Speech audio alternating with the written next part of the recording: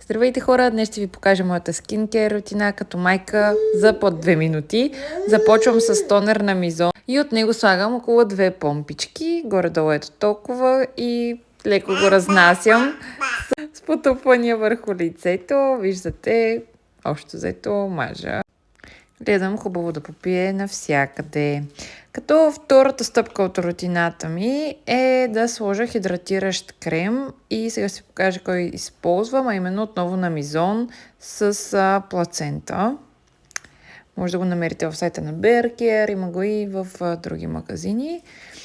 И по принцип не взимам голямо количество, приблизително толкова колкото виждате. И гледам така прецизно да го разнеса, като отново с леки така потупващи движения. Нямам определен начин на разнасяне, просто каквото ми дойде. И разбира се, последната стъпка от рутината е слънцезащитата.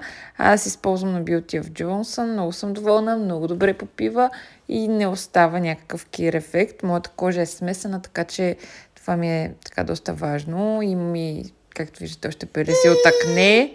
Така че смятам, че тази слънцезащита е много подходяща. Може да си представите колко бързо трябва да действам, защото чувате на заден фон моето бебенце. Вече иска да я взема и просто няма търпение.